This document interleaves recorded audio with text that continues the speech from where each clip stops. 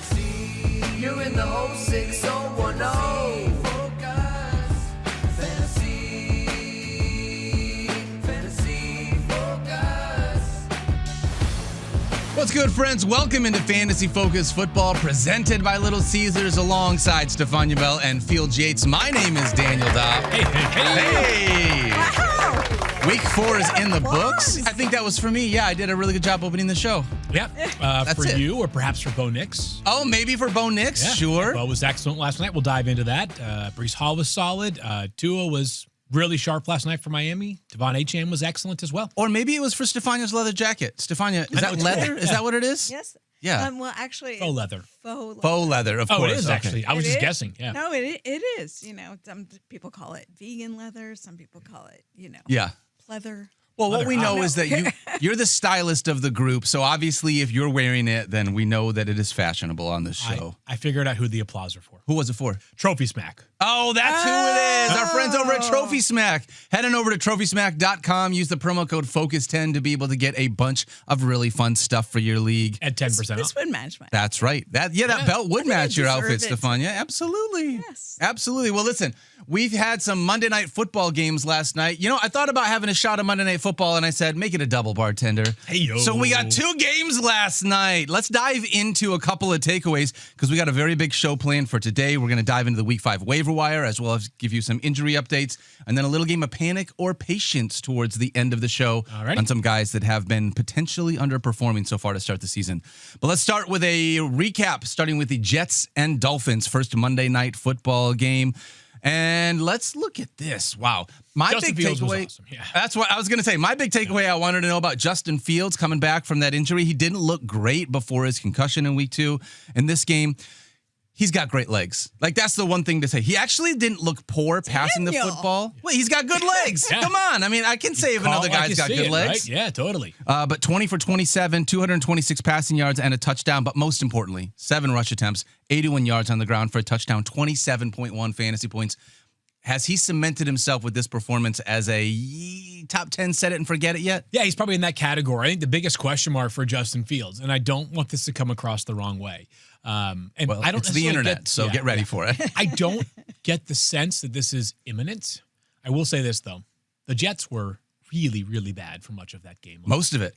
And Yep. when you're 0-4 and when your offense basically can only run the football, they did not trust Justin Fields to drive the ball down the field until late in the game when Miami was basically playing prevent defense. Yes. The only thing that I would say is it possible that at some point Justin Fields gets yanked as the starter because they're 0-4 and they're one of the worst offenses in the NFL? Something to at least keep an eye on. But for right now, Justin Fields, yes, very much in that top 10 conversation. We're going to have a lengthy conversation about Justin Fields this week because he draws the best matchup in all of fantasy football right Yes, now, he which is does. the Dallas Cowboys after taking advantage of a great matchup against the Dolphins with over 27 fantasy points. Justin was really good last night, but unfortunately, Stefania, the storyline of this game was, oh boy, we talk about some of those injuries, Malik Neighbors being one where you know it's bad when you see it.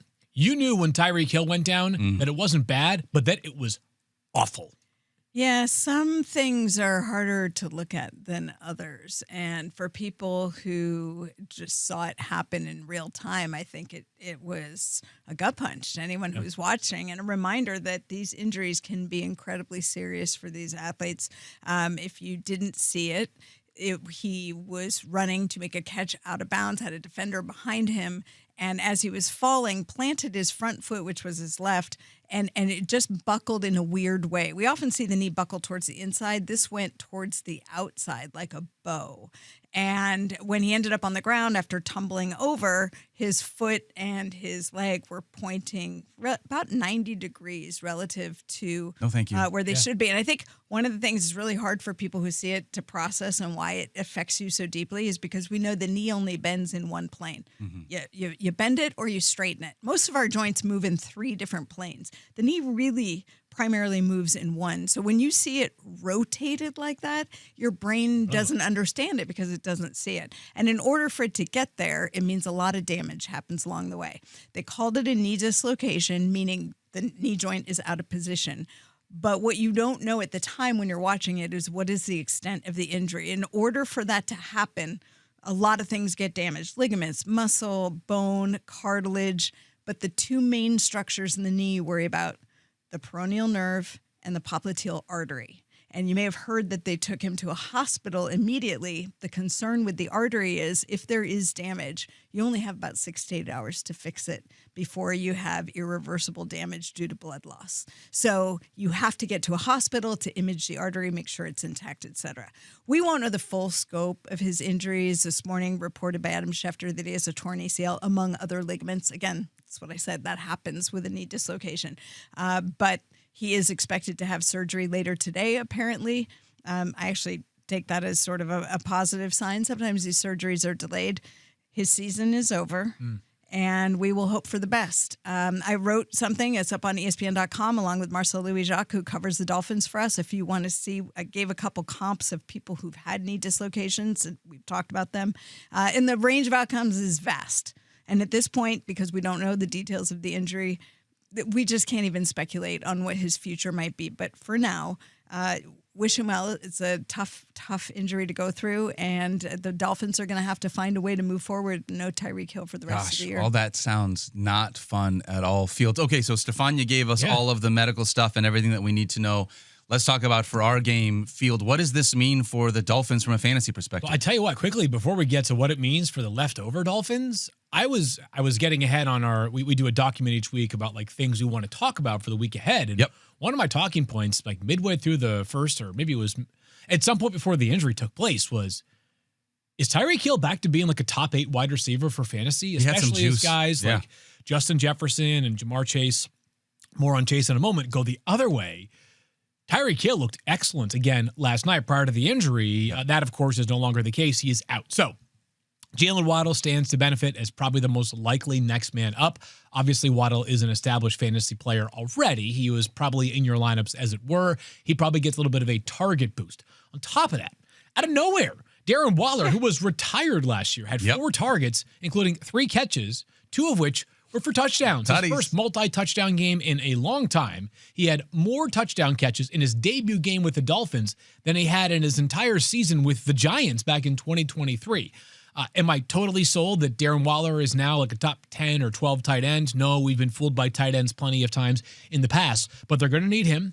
They're going to need more of Jalen Waddle. So he gets a boost to probably around that top 15 to 20 wide receiver range. And then somebody is going to have to step up. The name that I think you're going to hear the most buzz about today is Malik Washington. Is he in your waiver stuff for later or no? He is not. I would put him in the deeper league ad. Got it. Yes, because here's where I'm very curious on with Malik Washington. He's a pick, the 4th-round pick last year. Out of University of Virginia via Northwestern. Is a lot of the stuff that they have done with him up to this point reminds you a little bit of, I'm trying to think of a good, almost like, you see how like the Broncos were using Marvin Mims for much of last night? It's like screens and design runs, not as much vertical. And Marvin Mims has that in his bag. He showed it more last year, but last night it was a lot of manufacturing touches for him.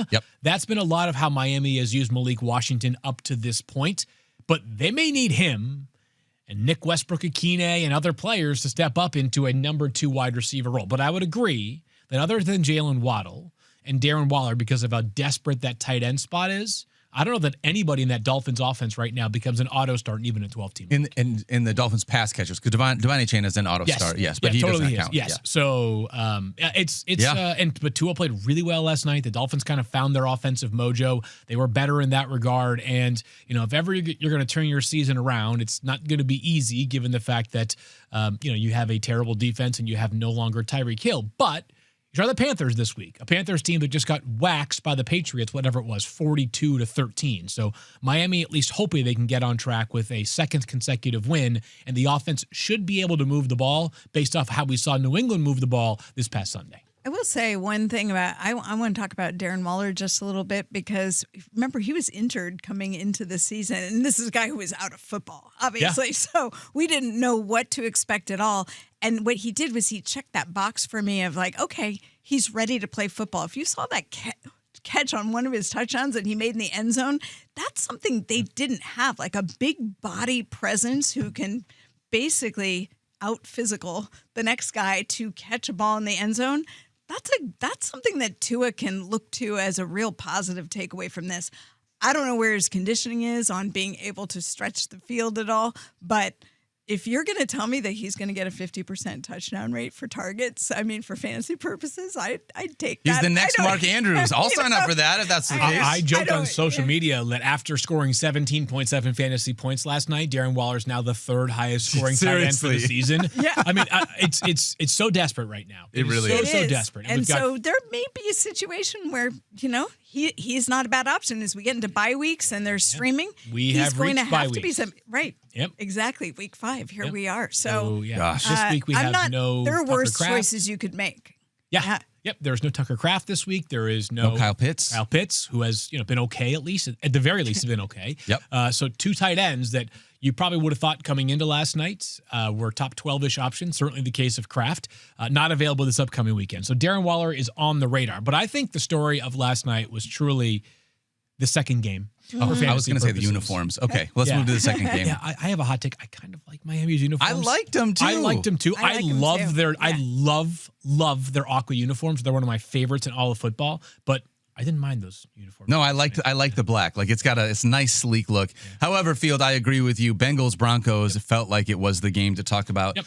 So we got to dive into it. And can I do the thing that like I've dreaded doing up until this point? We're 4 weeks in. Yeah.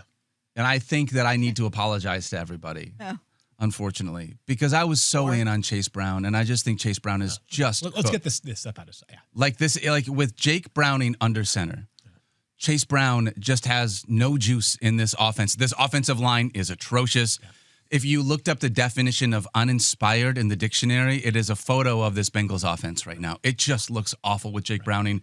And if you used an early round pick on Chase Brown because of me, On any of them. honestly, it's on any of them, but on Chase Brown because I was Get so your money in. back. It's like at this point, I don't know what to tell you. Are you offering refunds? to I the wish people? that I could offer refunds. I would do whatever I could to be able to help the people out right now, but it has just been awful. And it's not just Chase Brown, although it has been really bad, but I'm worried about both Jamar Chase and T. Higgins too. The story of the night. And Chase Brown, accountability matters. I expressed my hesitation multiple times to you and Mike last. Mike was a fan of the matchup. I wasn't quite certain that Chase Brown has the power to do it, and he certainly did not look like anywhere close to the player that Omarion Hampton or Jonathan Taylor was over the past couple of weeks against the Broncos. But we need to have a conversation about whether the number one player in fantasy football coming into this season is even a startable player anymore. It's a great question. Here are 10 games, including last night's, for Jamar Chase, with Jake Browning playing all, if not many, of the snaps. Okay. Of course, Joe Burrow got hurt on 2 separate occasions.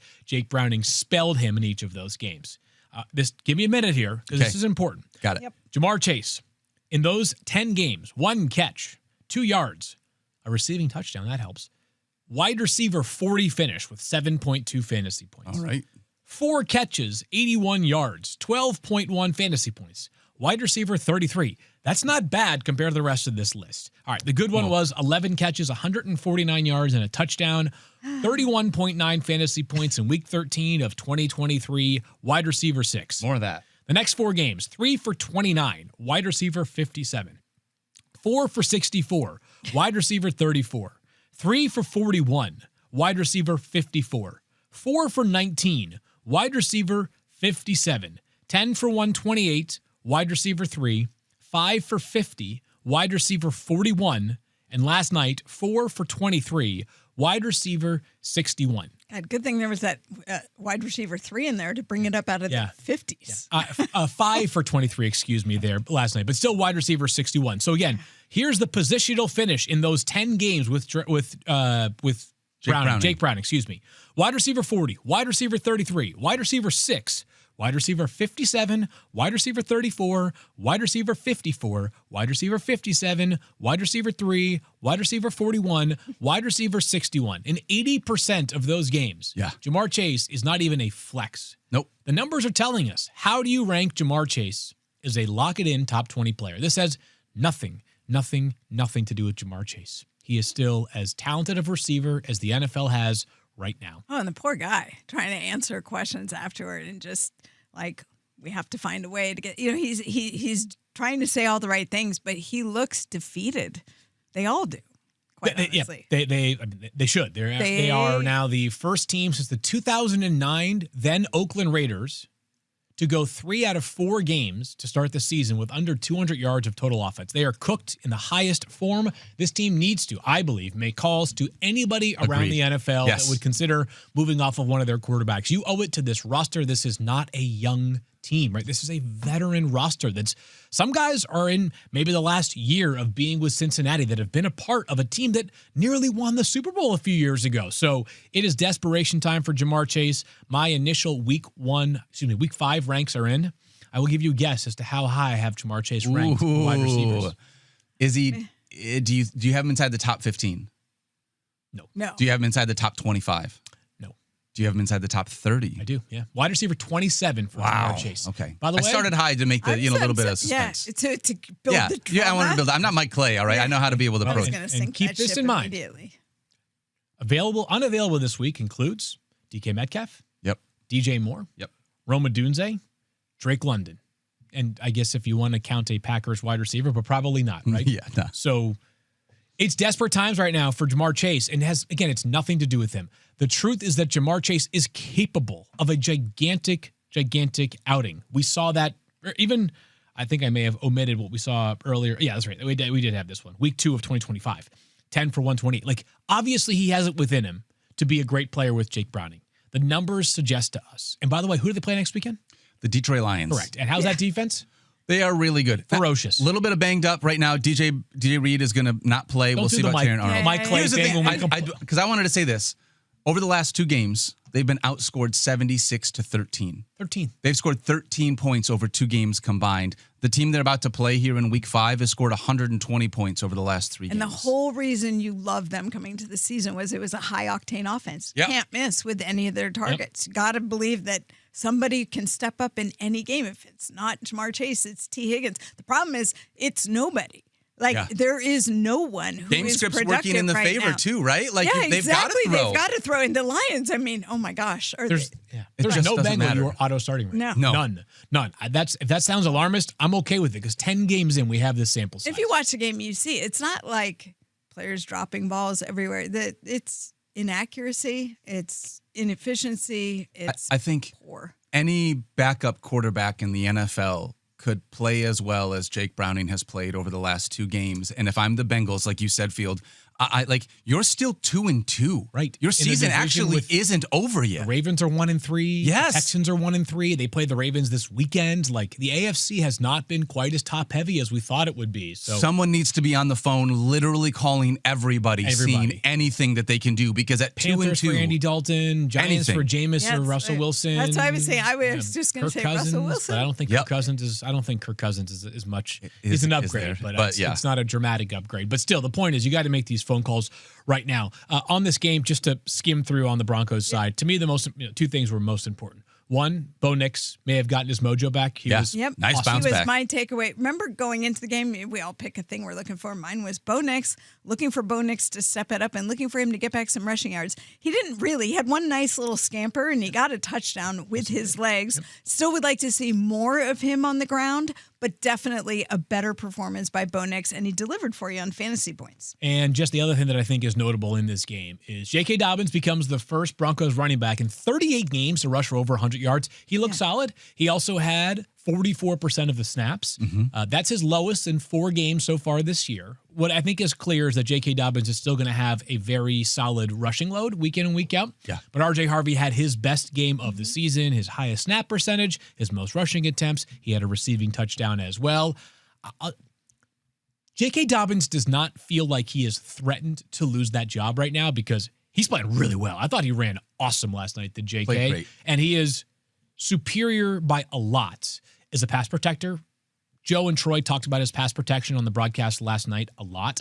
But I think it might be one of those where, and this is not David Montgomery and Jameer Gibbs where you can play both of them and like be top 15 players. Sure. But you might have like RB23 and J.K. Dobbins and RB27 with R.J. Harvey if things keep moving towards where they were last night. Anyways, big night for the Broncos. Terrible night for the Bengals. I am sorry to our producer, Tyler, and all other Bengals fans out there who had to endure that. And I think Go Reds. looking at Bo Nix, I'm not sure that other than Cortland Sutton, there's a wide receiver or just pass catcher in general. I love the idea that Troy Franklin has been getting targets, but I think I need to not make Troy Franklin a thing. Bo Nix Troy threw the ball to Franklin and 9 Trey different wide Tucker. receivers. I know, this is the thing. It's like, this is an offense that kind of just spreads the ball around from a passing game perspective. Maybe rather than love anyone other than Cortland Sutton, I'm just back in on Bo Nix with hopefully being Like it. a better quarterback again. All right, let's dive quickly into our Show League update. As we closed out week 4, we had a very close matchup between our buddy Eric Moody and Jamar Mageddon, which is now a very unfortunate name, unfortunately, because it feels like it's Jamar Mageddon for all Chase managers right now. It really is. But Eric Moody got a big game from Bo Nix and Cortland Sutton to be able to take down our buddy Zach, one of our producers here. That was a huge one. Eric Moody finally being able to get some wins here. It's about time Eric Moody had something happen in this league. Come on, We need Eric. Off the schneid, as they say here. Little Brandon McManus action there too. You love that. So shout out to Eric Moody. We have a shot of the standings here just to see where everyone's at. I actually don't know if I want to see the standings. I'm not sure. I know where I am. Ooh, The Stephania. bottom. I have had the worst. Although this week This week, Stephania. I got my first points. Hey. 2 and 6. Look at that. Everyone at least is on the good. board. I Kind of know. a top-heavy It was gonna be league, bad. yeah. I was like the Bengals. Our producer Or the Dave Jets. I is was the 8 and Jets. 0. Yeah, Dave has a sensational Dave's team. got a wagon of a team. He I believe really it's does. Puka, it's like Puka and Quentin Johnson and maybe Jonathan Taylor too or something. It's just he My had app an is stuck. excellent draft. Oh, that's amazing. You're better My now. app is it's stuck. Congratulating you. If for all of you who see, when you get the fantasy app, it gives you the congratulations. My app is frozen on confetti for me today. It's and a I need sign that of how great today. you are. That's right. Yeah. You know what? I'm going to take that. Thank you, ESPN Fantasy app, for making me Derrick feel good today. Henry, James Cook, Puka Nakua, Quentin Johnston, Roma Dunze. Yeah, he nailed it. Now, he does have Tyreek Hill. This is going to be one of those managers who's going to have to figure out what they're going to do, but he's gonna got a pretty good replace Tyreek roster. Hill with whatever. Hey, here's Somebody needs to Stephon bring Diggs, Jerry Dave Jeudy. Presley back down to earth. That's right, yes. this is your opportunity to do it. Whoever plays him next week, No, that's he going to already be... smoked me at the start. I was week 1. It set my team back emotionally. They had that's a hard what it time is. Yes, recovering. we've been working out in the locker room. All right, let's dive into our Week 5 waiver Let's do segment. We got 5 weeks this week for the first time so far this year. Field already alluded to it, but I'm going to give you guys a quick list of all the players that are going to be out this week. And if you hear any of these players that you roster, make sure you make other plans. The Atlanta Falcons, that means Bajan, Drake London, and Kyle Pitts. Yep. The Chicago Bears, DeAndre Swift, Roma Dunze, DJ Moore, and Caleb Williams. The Green Bay Packers, Josh Jacobs, Tucker Kraft, Jordan Love, and all the wide receivers that you don't feel good starting. And then the Pittsburgh Steelers, which is DK Metcalf, Jalen Warren, and probably not Kenny Gainwell. I'll talk about him in a little Kenny bit. Gainwell, when Jalen Warren's not available, you definitely are missing, right? Yes, Yeah. yes. So let's dive in. Stephania, I'm going to ask you as I go along if there are any injury updates around the players that I'm talking about. Once again, you're doing this hey, these are 10 teams. You're starting with a 10 team. 10 team. must. These are my I don't priority care targets. What size league you play in, you must Have to put add in a this waiver player ad. if this player is available. There's one this week. Okay, you know what, Daniel? I do this as an exercise myself. Is if I had ownership of this segment, how many would I put into this category? And How many I came would you up do? with 1. Yeah. For me, Maybe it's 2, but 1 for sure. 1 for sure. And for me, the priority ad this week Is? is Woody Marks. Correct. Yep. Joe 21 Quavius. touches, had 4 receptions on 5 targets this week for 119 total yards and 2 touchdowns, 27.9 fantasy points. We've been waiting for a Texans running back to be able to emerge in this backfield. This is still a committee. This isn't, I don't believe, Woody Marks' backfield to himself. Nick Chubb is going to continue to exist here. But when you just so, watch too. these two guys, Woody Marks clearly has juice that Nick Chubb just doesn't have. And he's an excellent pass catcher, which you've been telling us all throughout the draft season and everything that you did with the NFL draft. This is part of what he does. He is a really good pass catcher out of the backfield. Yeah, and I talked about this yesterday, but when you're an offense that is totally stuck in the mud, like the Texans were, especially for the first 3 weeks of the season, I get it, Nick Chubb's a veteran. I get it, Nick Chubb does some things pretty well, but you're searching for answers right now. And Yep. if that answer is playing Woody Marks more than you would have imagined you'd be comfortable with maybe 2 or 3 weeks ago, if that's what it's going to take to get your season back on track, and by the way, for as ugly as it has been for the team so far, they win on Sunday against a banged-up Ravens team. They could be just a game back in the division as Jacksonville draws Kansas City. The Colts play the Raiders, but I do think Indianapolis takes care of business there. For what it's worth, the Baltimore Ravens have allowed the most fantasy points to running back so far this year, and unfortunately, Nnamdi Madubuike has been put on IR for the rest of the season. Their big man in the middle. So Things don't seem to be getting better for the Ravens defensive front from a rush stuffing perspective. So Woody Marks, I think, is going to be somewhere in the running back 20 to 25 range for me here in week 5, taking on this Ravens squad. Nice call. All right. I'm going to move to now some deeper league or streaming targets again because we have bye weeks. Okay. I'm going to start with the tight end position and just go through position by position here, okay? But at the tight end spot, if you need somebody, it's Brenton Strange for me. Good. Rostered in 22.6% of leagues, leads the Jaguars in targets, receptions, receiving yards, and fantasy points. Yeah. The Jaguars, not tight ends. Everyone on the Jaguars. Yeah. More than Brian Thomas Jr. and Travis Hunter. Correct. He was my sleeper tight end coming into the season, and the biggest piece of pushback was like, how if they have Brian with Thomas those two and guys? Travis Hunter? Well, you had your answer. Yeah, right. Instead The problem was, I was going to say, I had it backwards, unfortunately, because I was hopeful that all those guys could have a decent year. The answer is that only one of those three is having a decent year, that being Brenton Strange. Don't love them playing the Chiefs on Monday Night Football. They've allowed the 4th fewest points to tight end so far this year, but I believe he'll be ranked as a top 10 to 12 tight end here in week 5, just given the state of the tight end position. I think if there was one other guy that was maybe a priority pickup for me, but I don't have him there. But knowing that Malik Neighbors is out with an ACL, someone has got to catch passes in this Giants receiving core. I'm going to default to Wan'Dale Robinson, rostered in 54% of leagues. Part of that is because last year he had 93 receptions. Now he turned that into an astronomical 699 receiving yards, which is actually 75th out of 76 when you look at his points per target last year. He is that weird high volume, low floor wide receiver. Because he's going to get a bunch of volume, but he just doesn't turn it into he's not a big air yards guy. He's going to be like a catch near the line of scrimmage kind of guy. He kind of moves the chains a little bit, but he's just not a big play target. So I have a thought on this one here, Daniel. I Go agree ahead. he's not an absolute must add because I'm not sure anybody in this Giants offense doesn't feel like it. now is going to be a must start at pass catcher. Last week, and we talked about this on Monday's show, Jackson Dart ran the ball a lot. Yes, he did. He also was contacted 8 times while running the football, plus being sacked 5 times. That's a lot of hits. And I felt like, and I said as much on the show, that was a kitchen sink game. Like, we're doing something desperate, and the best way to justify our decision is to do whatever it takes to win. Yeah. And they won, right? So they paid off. I do know, though, that those hits take a toll on you in a hurry. He was tested, Jackson Dart, for a concussion. He hurt his hamstring at one point. I wonder if the Giants, in week 2 of Jackson Dart starting and playing against a Saints team, that the Giants can win this game. They can win this game, make it 2 in a row, if you run a little bit less of Jackson Dart. You have to be protective of the kid going forward. And the reason why I mentioned that as it pertains to Wan'Dale Robinson is oftentimes running quarterbacks, their rushing attempts come at the cost of dump-offs to running backs and designed wide receiver screens. Yep. We talk about this with A.J. Brown. Think about Justin Fields last night, right? The Jets, that Breece Hall ended up with a few catches because they were playing from behind and they were running 2-minute drill for the entire second half. End of the game, yeah. But it's not like the Jets are going to be heavily targeting the running backs with Justin Fields, as we have seen throughout Justin's career. So if you're looking for some optimism with Wan'Dale Robinson, that was kind of a long way of getting there. If the Giants decrease Jackson Dart's rushing attempts, maybe that turns into more screens. Maybe. Would love to be able to see that because that's what you're hoping for. You're going to, in a points per reception league, if I get 7 for 44 from Wan'Dale Robinson, then I'll be like, hey, I just got 11 points. Chris Olave. Great. Yes, I'm good with that on bye weeks. That's what I would be adding Wan'Dale Robinson for. The other guy there, Darius Slayton, more the deep target. He'll have his boom weeks, but I don't feel good starting Darius Slayton. No, but he's definitely we saw a little bit this past week out of Darius Slayton, and those are the moments where you get encouraged, but it's just all around. It's been sort of a weak wide receiver group for the last couple of years outside of Malik Neighbors. So it's really hard to know what to project because now you've removed Malik Neighbors from the equation. It's been a quarterback carousel, so to speak, and we're just getting Jackson Dart in there.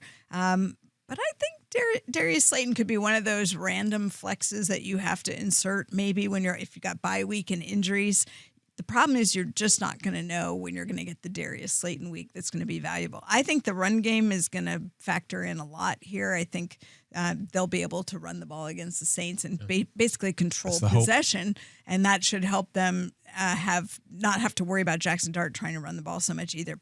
Cam Scatterboo. Yeah, My that's guy. right. Why not? A big game I predict from him. That same offense, just to wrap it up with the Giants right now. Obviously, if you waited for some reason and grabbed Caleb Williams or you're starting Jordan Love, Jackson Dart, I think, is a guy that you could add as a potential streamer or mid to low end QB2 in a super flex or 2-quarterback league, or if you're just in a deep league. Stephania, actually, just speaking of quarterbacks, do we have any updates on Lamar Jackson and his hamstring, or are we kind of in the same spot that we were yesterday? We're in the same spot of really not knowing anything. I do think that the one thing that John Harbaugh really wanted to make clear, because there was a question of, was this something where the score of the game dictated how they decided to use Lamar Jackson or not? And he got a little, testy. pretty testy about that, and was like, wanted to be clear. I mean, almost like he was basically making sure he had Lamar Jackson's back. Like, this is not a guy who wants to be on the sideline. He wants to compete. This was absolutely an injury situation where he was not going back into the game. And so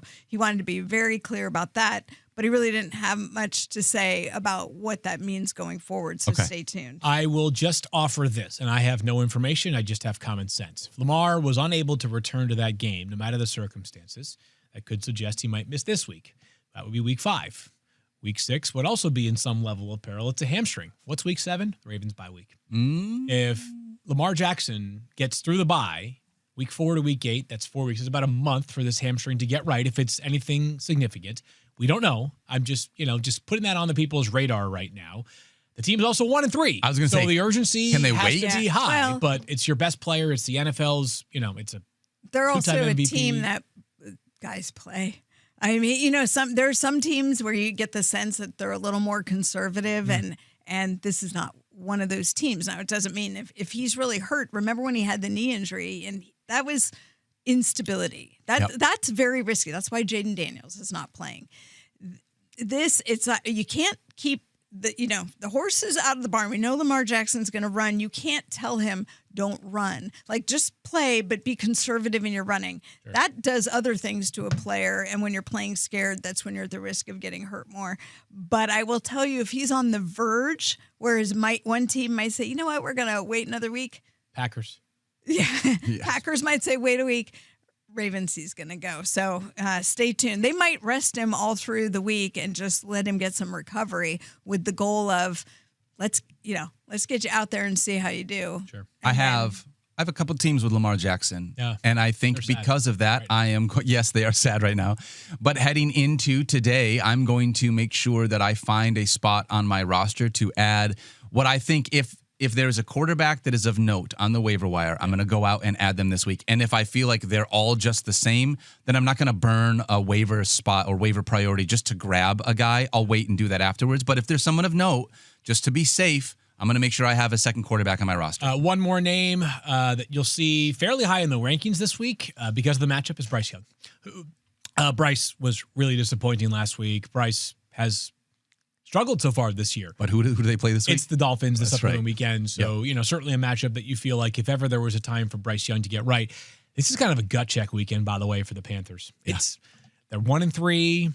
They shut out the Falcons in week 3, and you're thinking to yourself, time for liftoff. And then they get blasted by the Patriots last week. They're playing at home. Miami on the road, short week.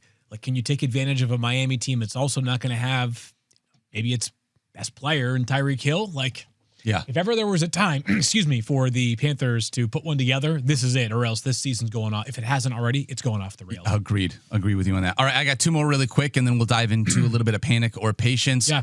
You may be asking yourself, Dopp, I don't understand. Why have you not mentioned 2 guys that both scored 1 million fantasy points on Sunday? And that's million Sicilian. It's you're right. And that's Kenny Gainwell, who is rostered in 35.6% of leagues. 2 things here. 1, I don't really think it's sustainable. When Jalen Warren is healthy, I don't think that Kenny Gainwell is going to be a guy, right? So the other thing is they have a bye this week. Yes. So I got 2 weeks for Jalen Warren to be able to come back and get healthy. Now, like I just said about Lamar, if you've got a roster spot on the end of your bench and you're like, you know what, I'm just sort of like churning through guys anyways, absolutely throw Kenny Gainwell on the end of your bench. And I think if anything ever happens, you at least feel like you have a starting running back for the Pittsburgh Steelers. But as long as Jalen Warren's healthy, I don't think Kenny Gainwell has any fantasy value to be in our lineups right now. So that's where I'm at on Kenny Gainwell, in part because of the bye. He definitely doesn't have any this week. This week, he definitively does not being on a bye. And the other one is Warren also, by the way, like we thought he was going to play. Like Yes. he was Yeah, actually almost a surprise and active. Yes. So maybe it suggests that he was close. This week of being able to stay fresh on week 5 probably gives him a decent chance of week 6. Seems like it. It would seem One that would way. think, yes. Yeah. The other one who scored 1 million fantasy points because he got in the end zone 3 times is thank you. Please keep doing that the entire time. Is Romeo Dobbs, rostered in 36.7% of fantasy leagues. The hard part is I think that the Packers have a gambling problem because they just play wide receiver roulette every single week. Wow. Call Call 1-800. 1-800 Gambler for if you're the Green Bay Packers. This week, the wheel landed on Romeo Dobbs, but we have not seen this be proven to be sustainable long term. It's like this week is a Romeo Dobbs week. Next week, it's going to be Dontavian Wicks. The week after that, it's going to be a Make it little bit Matthew of Golden. Every week, Yes. there's a teaser in there. There's There is. some great play, and I'm like, I see it. This is the week because it happens early in the game, and then I'm like, with the crickets chirp. I'm like, what is going on here? Picking the Packers wide receiver that's going to go off is like hitting a 3-leg parlay at this point. Even though it's only we got one all person, the but it feels references like this it's so morning. difficult right now. So, I got a random stash thought on Romeo Dobbs. ooh, bring it. Stash isn't like you think he's worth adding to stash on your No, bench. keep this just in mind Okay, for okay. dynasty leagues. And he probably is rostered in most, if not all, dynasty leagues. But I wonder if there's a bit of a Jacoby Myers trajectory here. Jacoby played for the Patriots and was really good. I mean, he was rock solid, and that team was terrible at wide receiver and let him go in favor of Juju Smith-Schuster, a move that did not work out, obviously. But Jacoby went to the Raiders and has become an even better player, I would argue, an even better fantasy player too, right? Agreed. Romeo Dobbs is going to be a free agent after this year. The Packers, of course, have a very expensive roster. They traded for Micah Parsons, thinks they have a lot of wide receiver depth. I bet Romeo Dobbs will sign a contract in March where people are like, whoa. Maybe not the Christian Kirk contract where it was like, oh my goodness. But like Josh Palmer this offseason, it's like 3 for 36 for the Chargers' 3rd or 4th wide receiver, really? And Darius Slayton gets 3 for 36. Like, is that guy even like a total rock star starter? No. I bet Romeo Dobbs gets good money this offseason and goes somewhere where he has a chance to really blossom into a much larger role. He'd be an interesting dynasty target for me if you could get him on the cheap, which you should be able to do in like 3 weeks from right now when he inevitably goes back-to-back games with 3 total catches. That's because he had exactly 3 touchdowns. this right, and that's how this works, right? It doesn't always feel great. So one other thing I would like to mention. Yep. We're in the streaming conversation now for defenses. If you still have the Arizona Cardinals out there available on the waiver wire, you know who they play this week? Yeah, tighten up. Tennessee Titans. The Tighten Titans have up, allowed baby. opposing fantasy Right. defenses to score 51 fantasy points. That is the most out of any team so far this year. So play all of your defenses against the Titans. If you are just sort of figuring out what you're doing at the defensive spot, throw a dart at the Arizona Cardinals. Interesting ones this week. The Giants also in that category where they draw the Saints, or a few others that fit into that category as well. Stephania, that's waivers, but I do know that we have a couple more injuries that I feel like people need to be aware of. So you can give me a What do few you got? updates on some injuries here. Well, we're going to focus on the San Francisco 49ers Okay. because we do every week. That's It good. seems, Every day. because Yeah. there are injuries that are abundant on that team. And this week they play on Thursday night, so that complicates the picture. Both Juwan Jennings and Ricky Pearsall entered last week's game questionable because of injuries. Ricky Pearsall's knee, we talked about this yesterday, aggravated during the game, and Juwan Jennings picks up a new injury, a ribs injury. Both of them were listed as non-participants in a practice that did not happen yesterday. Remember, short week. A lot of teams don't practice at the start of the week because they're trying to allow their players to get ready. So really no indication, but you're definitely going to want to follow them because there's a chance that either or both of them might not be available. But also, Brock Purdy, as you mentioned, looked a little bit off. He did apparently come into the facility the next day with some soreness in his toe. Now, when I saw that Kyle Shanahan had said that, the first thing I thought was that's also normal, given the injury that he had and that he had missed a couple games. It was his first game back. He said that Purdy had said that it did not bother him at all during the game. Yeah. Maybe his mechanics were off a little bit. Shanahan defended a couple of the passes, saying one got tipped, and there were a couple other things factoring into it. But just pay attention if you have Brock Purdy, because Mac Jones, who is the number 2, he dressed last week, but he had been banged up with the knee injury. He was listed as a full participant, and Brock was listed as a non-participant. So even though those are projections, if there's any thought that playing this soon could make Brock go backwards, they'll plug Mac Jones in. So keep an eye on all three of those guys going into Thursday night's game. You And love when I'm you have these sad. injuries heading into a Thursday night short week game, right? Especially, Worse. who are we playing? The Rams. The Rams, yeah. Game is in Los Angeles, so the 49ers will fly down there on Wednesday. If anybody does not make the trip, they'll be declared out at that time. Yep. We shall see, though.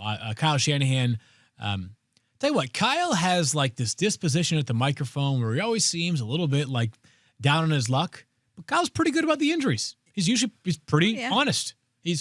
He's typically been pretty straightforward. I mean, he might not offer a lot of detail, or there are times where he's specifically not going to say something. Kind of like last year when he told Jordan Mason he was going to start right before the season and didn't tell any of us that Christian McCaffrey wasn't going to play for a while. I don't want to reopen that wound, right? Different one? Okay, do sorry. not. Sorry, I didn't mean to open that can of worms, guys. That's my fault. What I will say, they did talk, while we're here on the 49ers, so people might be wondering, what about Brandon Ayuk floating over there in the, 2026. Is he still on the team? Well, That was a joke. What I want to say is before the start of the season, there were a lot of people, and I had said I wouldn't recommend drafting him because you just no guarantee you're going to be able to use him this season. And everybody was looking at this week 6 sort of target thing that had been floated out there, week 6 to 10. And now you're hearing a lot more from John Lynch when he's talked about it of like, we don't really know, and there's not really a set timetable or a target. My suggestion to you would be try and find somebody who can be useful to you now, because it's wide open as to when he comes back. And while it might help the 49ers, you don't know what he's going to be like when he does make it back. So even if he appears this season, he's not going to be the Brandon Ayuk you were hoping for in fantasy right away. Look to next year. I'd be moving on. I'd be clearing up a roster spot, trying to find somebody else who can help you out. Gosh. I'll tell you what, one thing that I hate is starting players that have questionable health situations on a Thursday night game, because it's like, do I maybe have someone better on my bench? And if I do play them and they don't play well, or they're on a snap count, and then it's like I'm just staring at that number for the next 3 days, it doesn't feel good. We'll continue to monitor that 49ers situation as we get closer to Thursday Night Football. Quickly, before we go into panic or patience field, you said you had one, maybe two people that were priority ads. Woody Marks was one. Who would have been your second potential priority ad on the waiver wire this year? If there was a quarterback you felt strongly about because of all the injuries, if Lamar, I think if Lamar is out and Brock Purdy is out, then you're going to have to at least feel good about you have to make some sort of quarterback move. Bryce Young, Sam Darnold, Jackson Dart. I mean, it's yes, like, one of them. Right. It's less specific to a quarterback. It's more just the idea that there are a lot of quarterback question marks this week, on top of the fact that there's no Caleb Williams, no Jordan Love, and that's it. Yeah, as far as quarterbacks that we Caleb really and Jordan Love are the only two. feel like are starters weekly, with Aaron Rodgers being on the outside looking in there, and same Michael with Penix Jr. Penix Jr. Yeah, we're not there yet. All right, let's do a little panic or patience. We're 4 weeks into the season, guys. Enough of a sample size to be able to figure out whether or not we still believe in a player or whether or not we are panicking on them. Field, I'm going to start with you. Yeah. And we're going to start with King Derrick Henry. Yeah, so I think there can be three options here. It's called panic or patience. I don't know why you think there are three options. It's you can be panicked, but there can be nothing for you to do about it, right? And that's the category that Derrick Henry fits into. And I would argue that panic with an actionable and panic with no actionable. Correct. That's what you're saying. And I would say that panic with pause. Yeah, I like that. Yeah. This is probably the hardest category of a player to roster in fantasy football, where you just have to stick by the player. Yep. You have to keep playing said player because you know his pedigree, you know his role, you know the upside. Derrick Henry was incredible in week 1. He carved up the Bills defense. Now, it's a tough matchup this weekend, especially if there's no, I know people say no Lamar Jackson probably means more volume for Derrick Henry. I would also argue that Lamar being on the field opens things up for Derrick Henry and vice versa. Yes. So the Texans are by far the number 1 scoring defense in the NFL. They are 4 points per game better than anybody else. It's a tough matchup for Derrick Henry. That being said, I have to remain patient. What are you going to do? You're not selling low on Derrick Henry. Agreed. And we also might see Lamar this weekend. And we also could see Derrick Henry. I don't care if he's playing the 85 Bears. He's Derrick Henry. He could have 150 yards and 2 touchdowns anytime he plays the game. So I am remaining patient on Derrick Henry. I am going to continue to start him.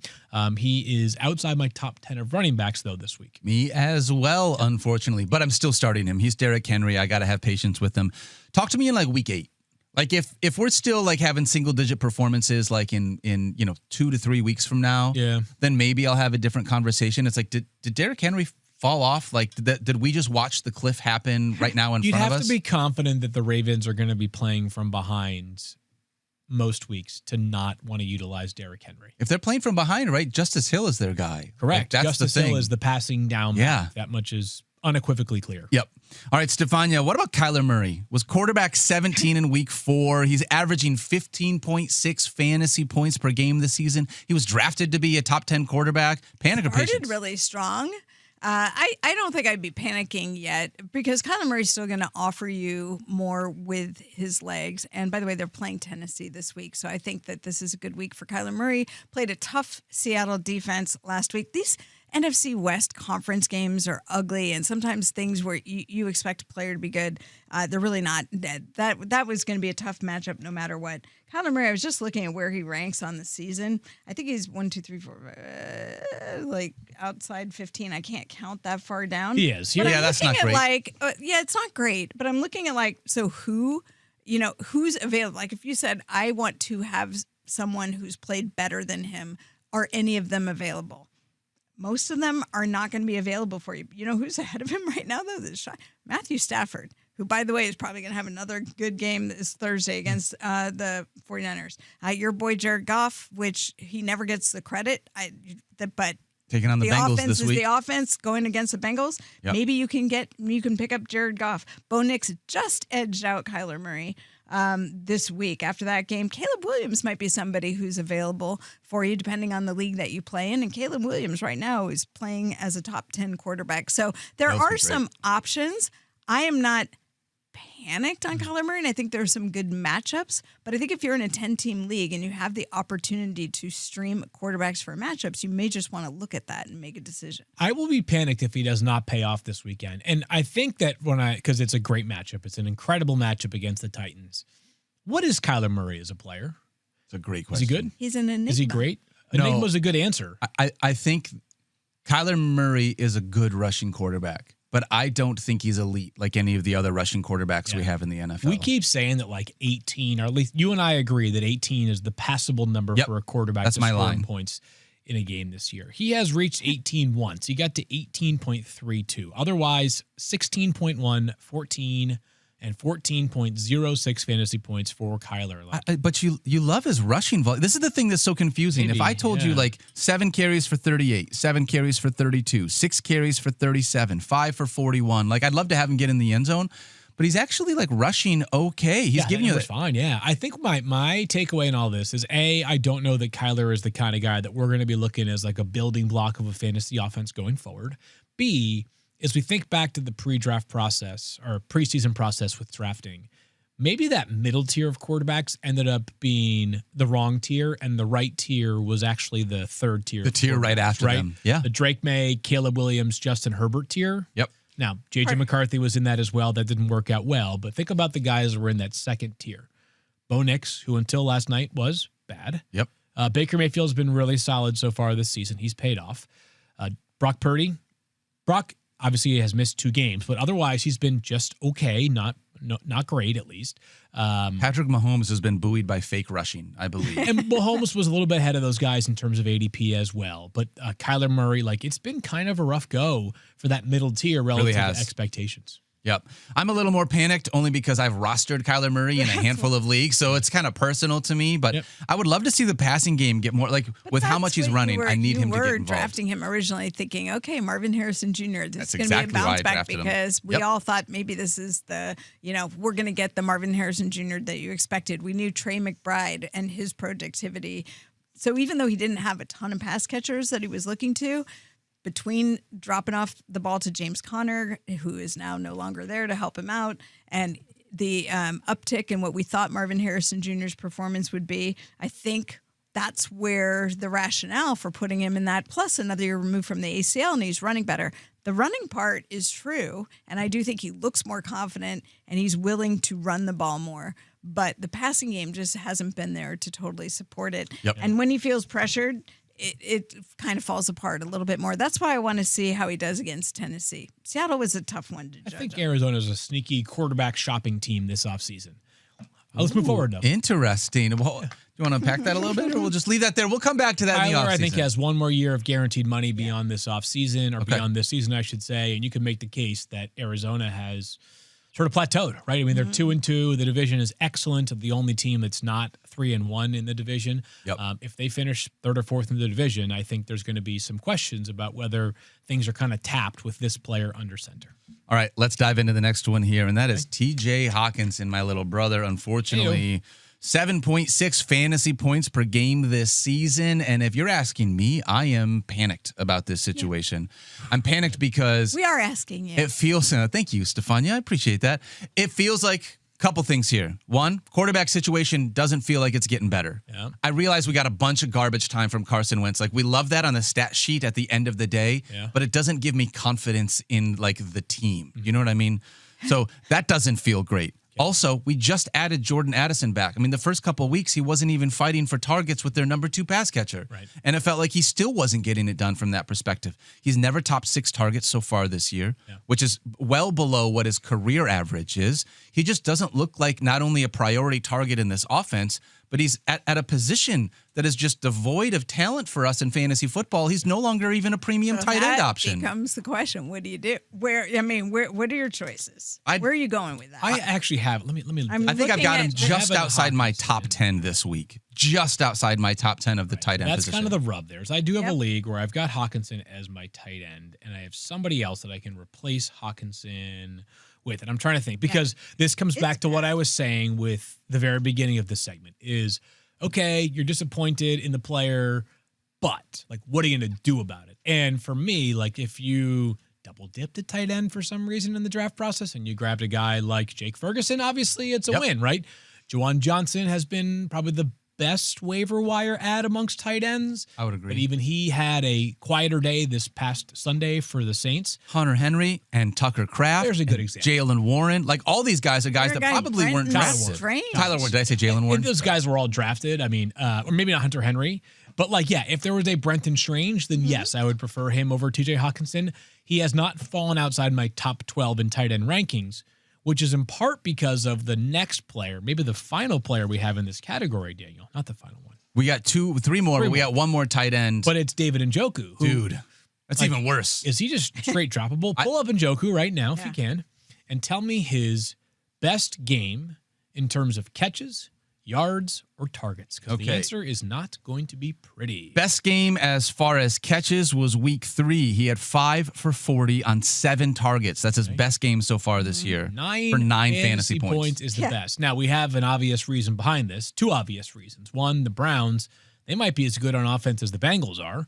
Not good. 2, we have a rookie, Harold Fannin Jr., who is basically taking up half the opportunities for David Njoku. Yep. So Njoku is not in my top 12. He's not my top 15 either. He is a more panic player than TJ Hawkinson for me because there's such a clear and obvious player Agreed. at the same spot taking away his work.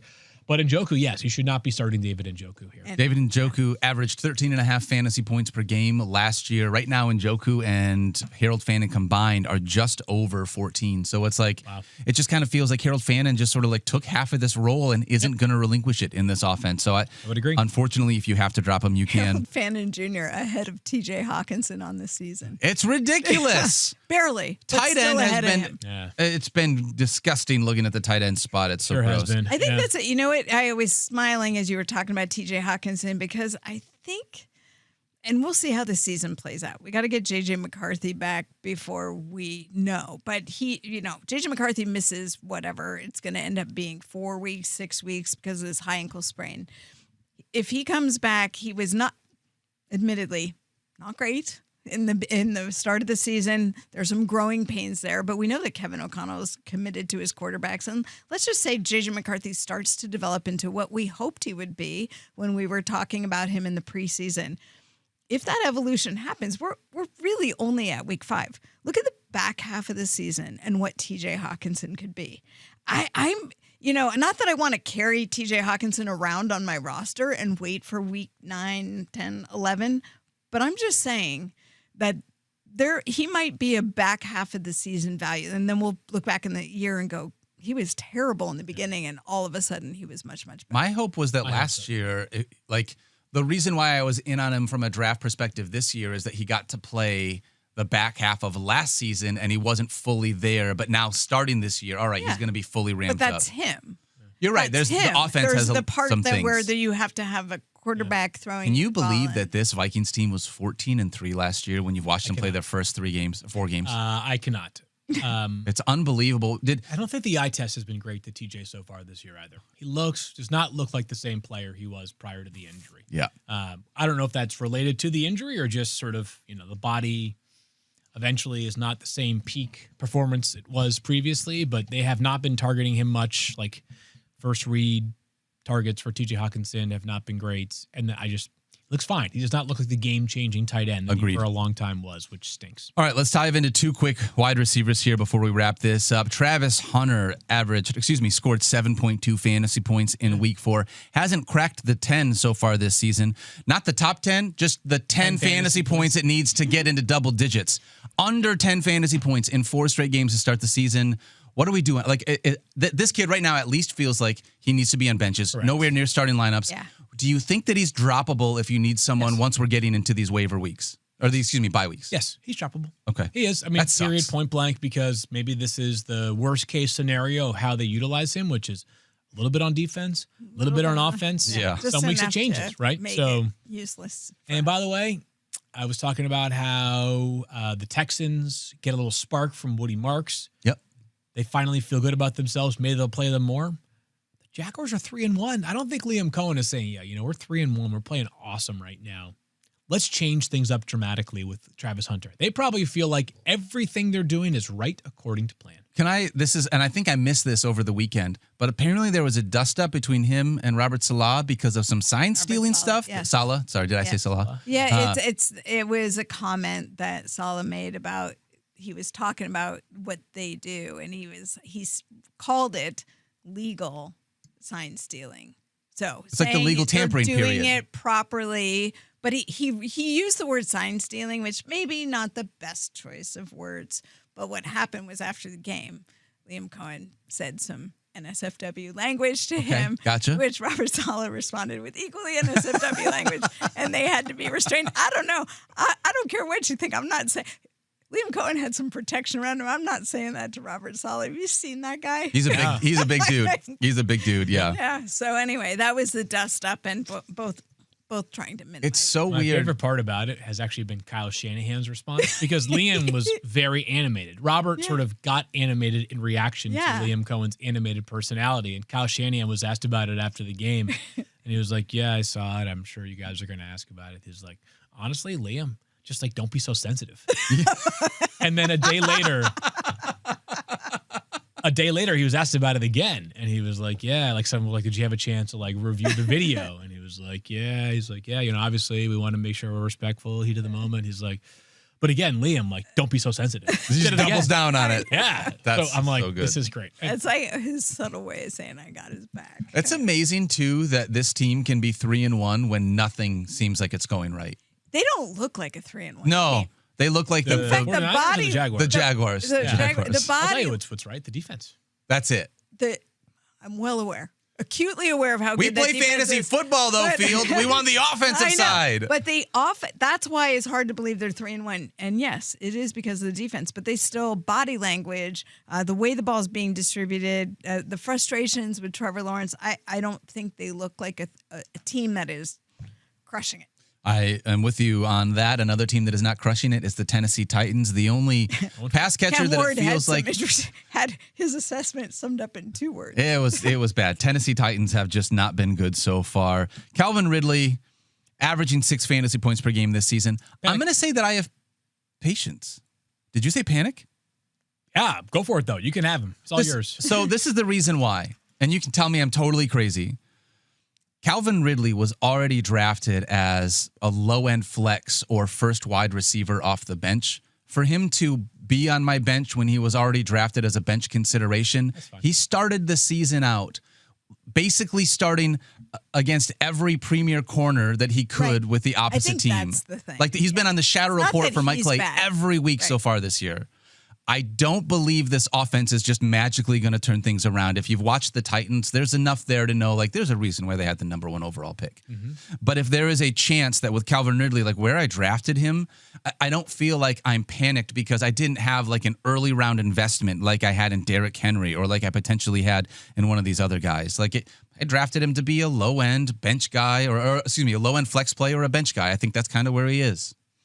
Fine by me. I'm panicked. I mean, this offense can't get worse. You say I'm that, not confident it's going to get much better. The target share is fine, but the catch percentage is very low right now. I'll say it again. I believe I'd rather have Alec Ayomanor. I agree with he needs to be on rosters. Of Titans wide receivers, I prefer Alec Ayomanor. I will throw Ridley once again into the could he be traded at some point candidate bucket. If that happens, the outlook would change. Can we have, and that's going to do it for Panic or Patience. I just want to open up one bit of like conversation. Just talking about trading wide receivers, do you think that there's any chance that the Chicago Bears move DJ Moore this year with how things have worked out in Chicago? No, I don't think so. I mean, they're 2-2 right now. They're going into their bye, and if the trade deadline is relatively soon. It's 4 weeks from now, basically. The Bears would have to go like 0-4 to consider doing something like that. If they're 5, because they still think they've got a. I mean, if they're 5-3, why trade DJ Moore? They paid him a boatload of money to not really. He's a good player. Like he's a number 2 wide receiver for them. That's a valuable position. If Luther Burden were ready right now, he'd be playing as their wide receiver 3. He's not ready yet. So I don't believe DJ Moore is going to be traded this season. Now, talk to me after the season. Maybe Luther Burden comes on strong down the stretch and they get enough from him that they're ready to elevate him to that wide receiver 2 role. I don't believe DJ Moore is going to be traded, though. Does DJ Moore want to be traded? I don't think so. I mean, him and Caleb have been cool. Like, say whatever you want about the Bears. I do. I know. Yeah, I do. Yeah. Trust me. This Bears team is fully bought into Ben Johnson. There is a much stronger a much more mature Bears group this year. You talked about body language from the Jaguars. It wasn't good last year from Caleb. It's been excellent this year. Very, very impressed by the intangibles that Caleb Williams has shown so far this season. 5 Very targets, impressed. 6 targets, 5 targets, and 5 targets. He has 1 game over 10 fantasy points. Like he's just not like utilized in this offense the way that I think he was last year. And it's just a question. Just a question. I don't think he's going to get traded. All right. Yeah. That's fair. But I have other players like Calvin Ridley that would come to mind. That come to mind for that. All right. That's going to do it for our Tuesday show of Fantasy Focus presented by Little Caesars. We'll be back tomorrow to dive into all of the things for the Week 5 rankings. Thank you so much. Don't forget to love each other. Be kind to yourself. Get your waiver claims in. And we'll see you guys on Wednesday. I like that. That's a good one. You're in the 06010.